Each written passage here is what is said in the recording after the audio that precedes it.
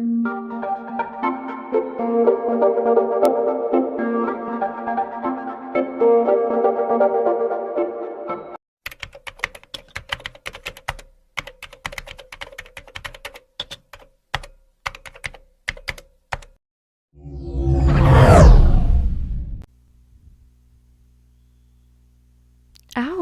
Daing ng boss ko na mapadiin ang paglalapat ko ng cream sa putok niyang nguso.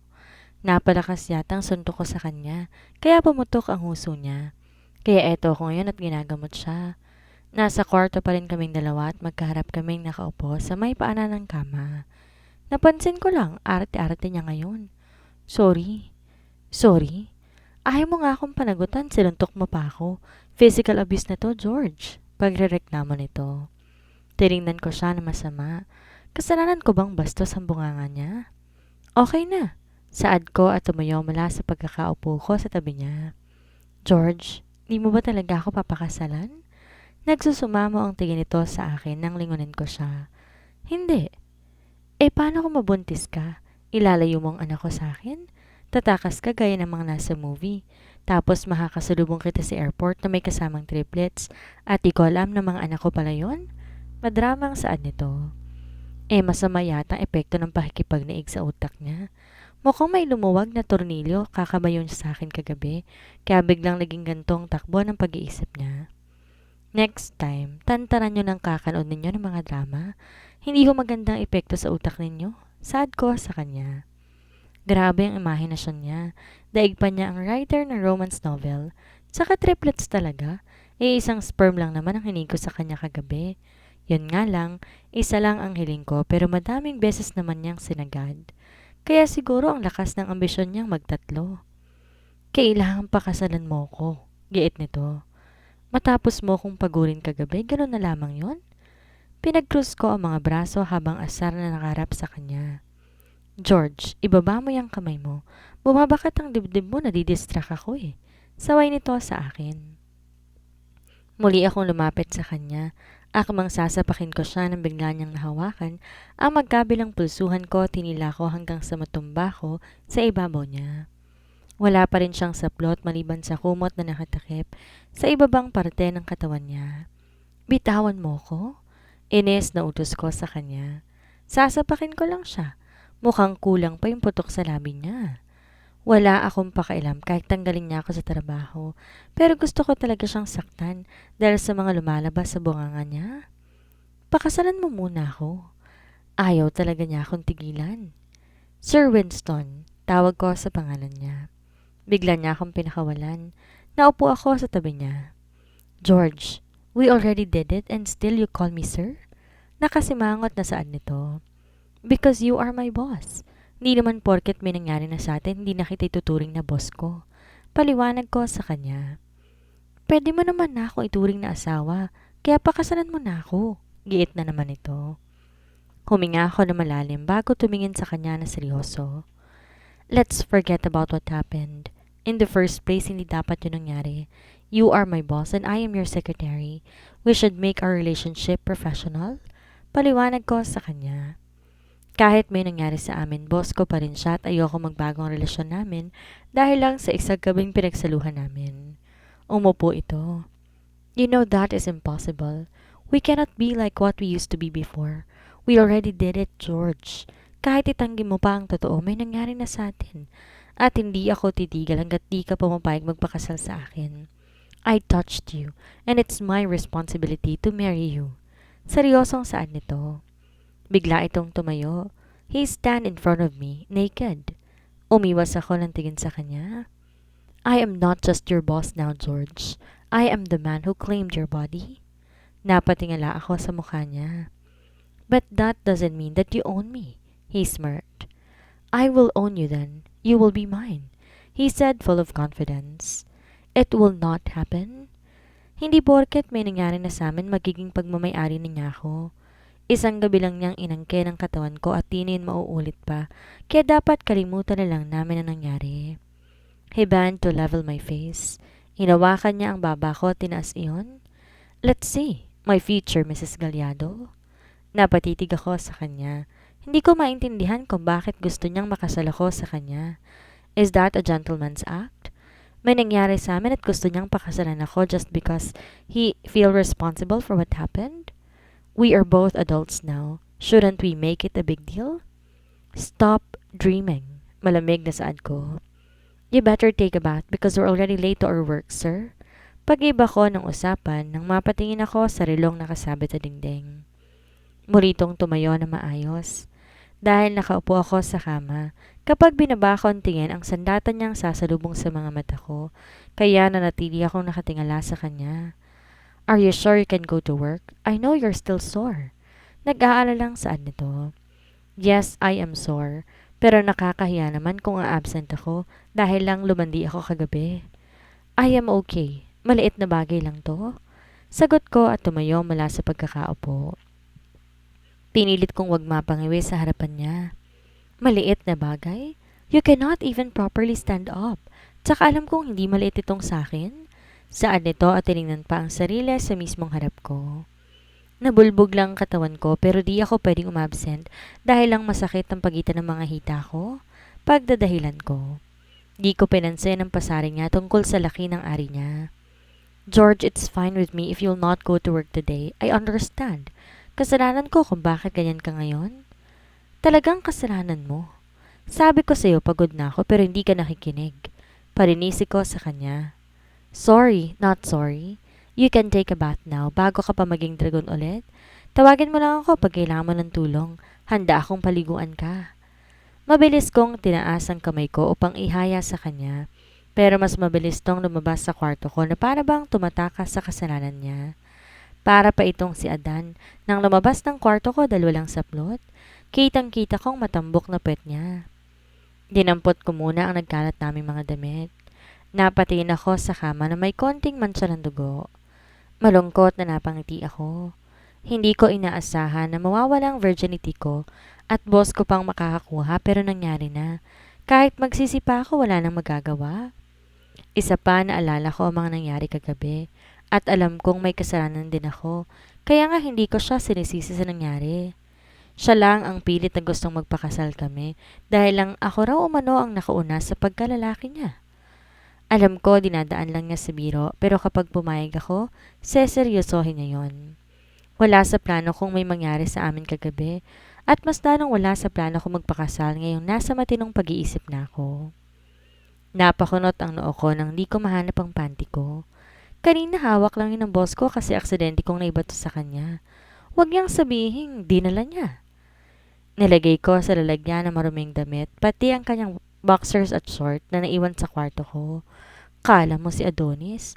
Humakbang palabas ng kwarto ko na walang saplot. Tinangay pa yata ang underwear ko. Tapos suot ko pang t-shirt niya. Humarap ako sa salamin at napanganga na lang ako sa tatlong malalaking pulang marka sa leeg ko.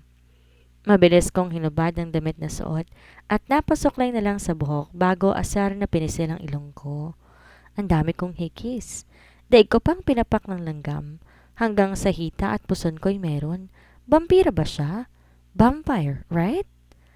Wala naman akong problema sa tagong parte ng katawan ko.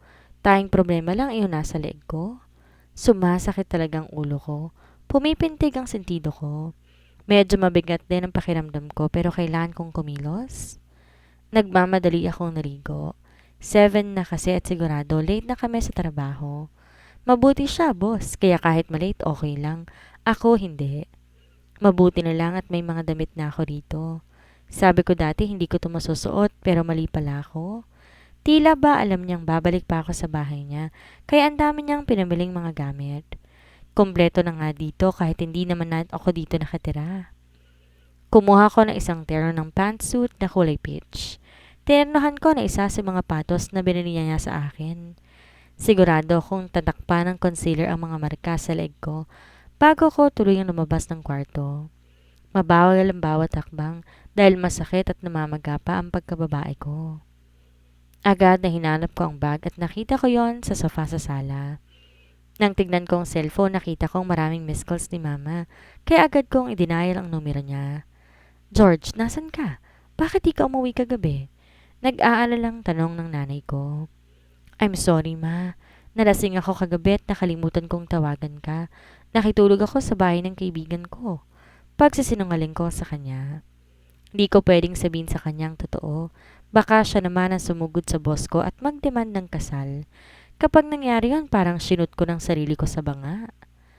Napapitlag ako nang bigla may umakap sa akin mula sa likod ko. I am not your friend, George. And what we did was not something friendly. Bulong nito sa kabilang tenga ko. Kaibigan, si Shirley ba? Tanong naman ni Mama sa kabilang linya. Si Shirley lang alam niyang kaibigan ko. Opo. Ganun ba? Akala ko kung paano ka na. Nag-aalala ako, nasan ka na? Papasok na po ako ng work. Mamaya na akong hapon uuwi. Napalingon ako sa boss ko na natili sa pagkakayakap sa akin mula sa likuran. Pinanlakihan ko to ng mata pero nginitian lang ako. Inarap ko siya na ibaba ko ng tawag. Keep distance. No one should know what happened between us. Tinatong nito ang kamay sa magkabilang gilid ko. Nasa likod kami ngayon ng sofa kaya na-corner niya ako. I will try. Sir. Nagbabantang saad ko pero naroon din ang pag-aalala. Walang pwedeng makaalam na nangyari sa amin. We are just drunk. He smiled. I will still act the same when there are other people but expect me to act differently when it's just the two of us? What do you mean? Like this, he said and grabbed my nape before he kissed me hard on the lips.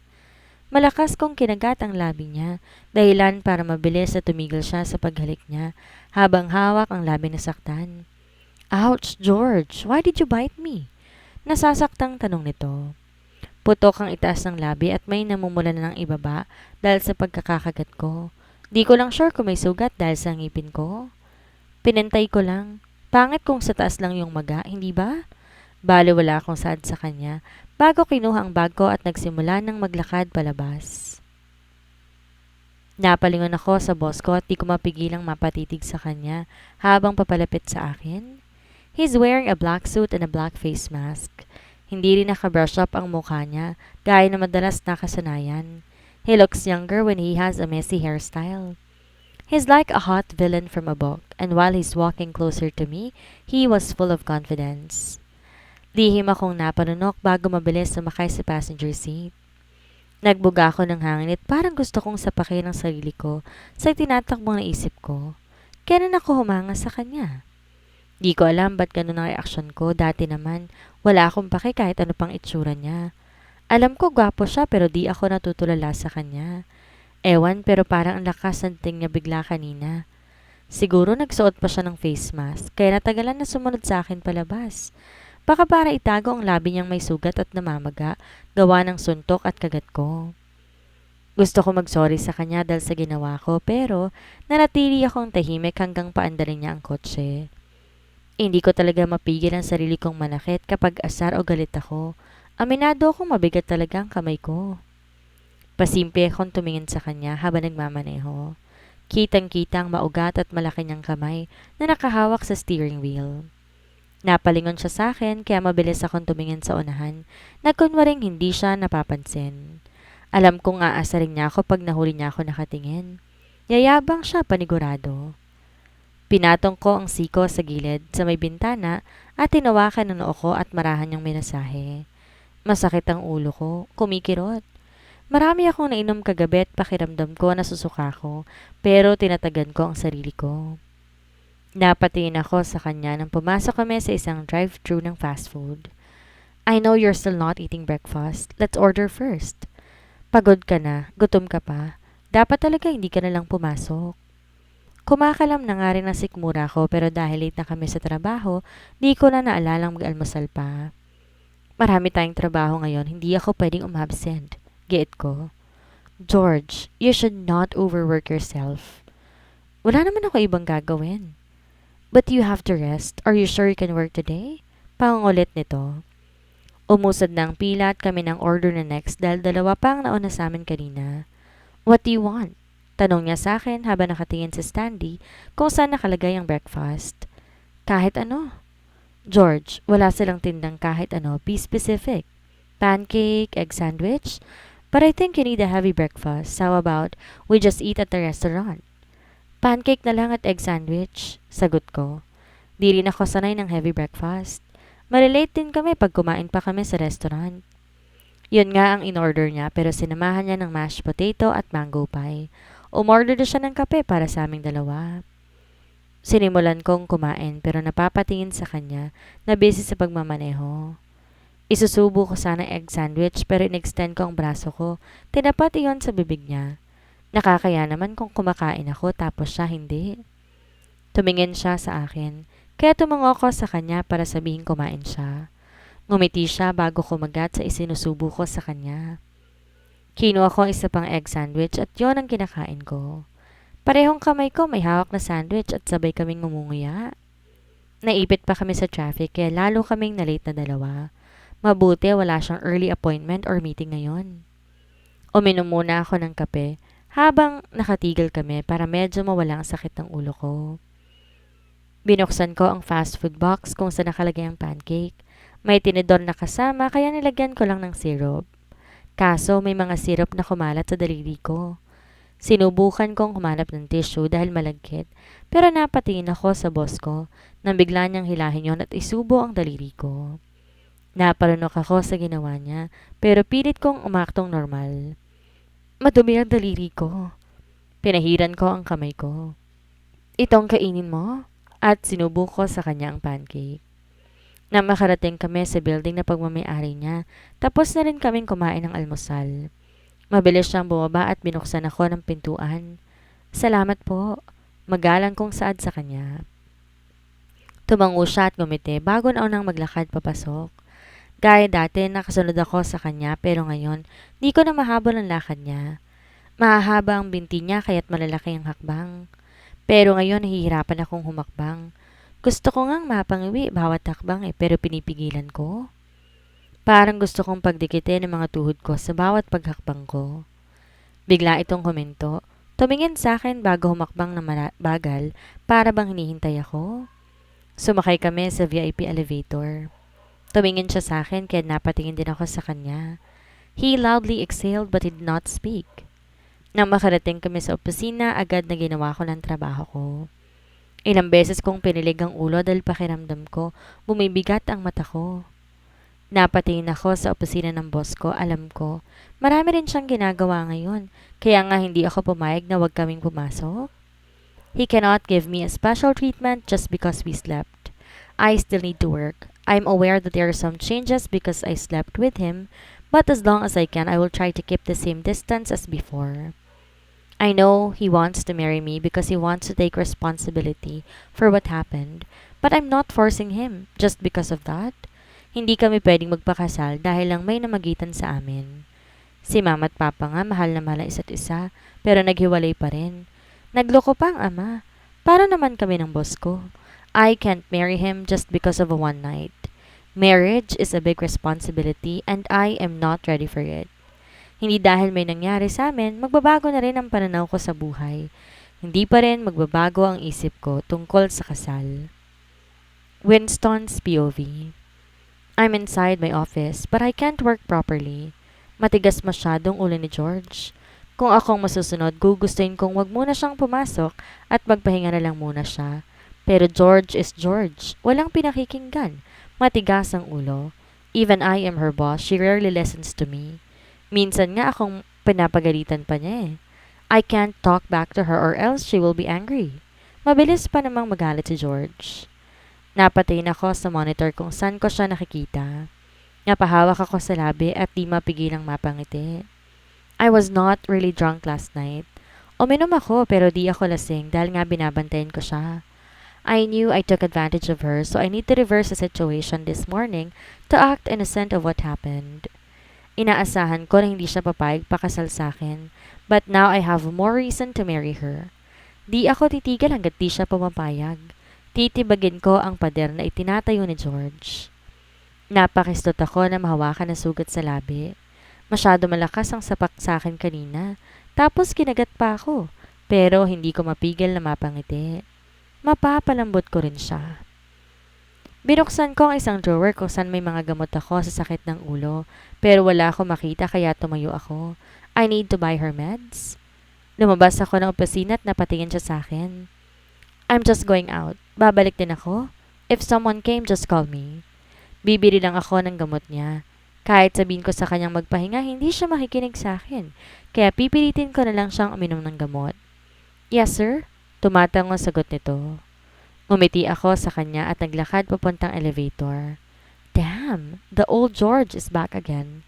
Kailangan ko ba siyang lasingin ulit para lang makita ko ulit ang makulit na side niya? Pagbaba ko'y kunot noo ko na makita ang babaeng ayokong makita. Winston! Masayang bati nito, mabilis dumapit sa akin na malapad ang ngiti. What are you doing here? Tanong ko sa kanya. George can't see her. I just want to visit you. I don't know ba, but I always miss your handsome face. Hinila ko siya palabas bago pa man gumawa na eksena. I told you to not go here, I said, trying to control my voice. I don't want to catch anyone's attention. We are in the parking lot now and this woman is pissing me off. Ilang beses kong sinabi sa kanya na wag siyang pumarito lalo na't mahilig gumawa na eksena. Minsan ko nang naabutan siya inaaway ang receptionist dahil ayaw siyang palampasin para makapunta sa opisina ko. Isang bagay na pinagpapasalamat ko dahil hindi sila po pwedeng makita ni George. Why can't I? I am your fiancé. Don't come here again. I am not accepting you as my fiancé, so leave me alone, I said and went inside my car. My Lola wants her for me, but I will never like her. She's not even my type. My concern is George. If she finds out about her, I'm afraid she will stay away from me, and I will not let that happen. George is my choice.